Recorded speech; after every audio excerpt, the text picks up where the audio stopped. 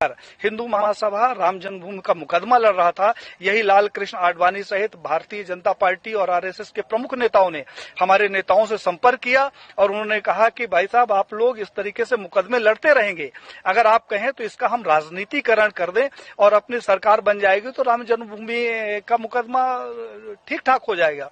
और साहब, हम लोग साइलेंट हो गए, अपनी छाती में इनको बैठाकर पूरे भारत में रथ यात्रा निकाली और उस रथ यात्रा से इकट्ठा हुए 1400 करोड़ रुपए ये लोग डकार गए, जिसका आज हिसाब नहीं है।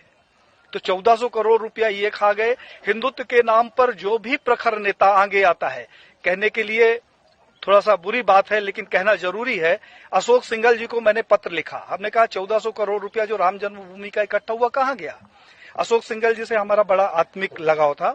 उन्होंने उसका जवाब दिया और मुझे फोन किया कि पांडे साहब, मैं अयोध्या जा रहा हूं, आप आ जाओ, आपसे कुछ बात करना है। मैं जब अयोध्या गया तो एक गले में वो पीला टॉवेल रखते थे, उन्होंने जो शिला रखी हुई थी उसकी धूल झाड़नी शुरू कर दी। हमने कहा कि ये क्या कर रहे हो। बोला, पांडे जी, मेरा अंतिम सपना है कि किसी तरीके से मेरे जिंदा रहते ये मंदिर का निर्माण हो जाए। साहब, उन्होंने हमारी उनकी काफी गंभीर चर्चा हुई। उन्होंने कहा, पांडे जी, अभी नहीं तो कभी नहीं। तो हमने कहा, क्या करोगे, आप लड़ तो सकते नहीं। बोले कि अब मोदी है और लड़ूंगा भी और विरोध भी करूंगा। और साहब, अशोक सिंघल जी एक स्वस्थ व्यक्ति जिसके साथ हमने 2 दिन बिताया, वो दिल्ली जाता है और अचानक उसकी मौत हो जाती है।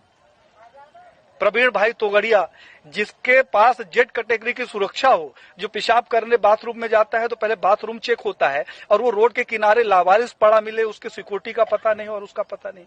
कमलेश तिवारी, जिसकी सिक्योरिटी के लिए 24 गार्ड नियुक्त थे, हमारे पास उसके पत्र हैं साहब, और उस आदमी की हत्या हो जाती है और हत्या का कारण सिर्फ ये होता है कि उसकी सुरक्षा में कमी कर दी जाती है।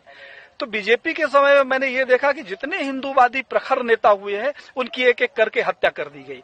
अभी 2 तारीख को हमारे पास लखनऊ से फोन आया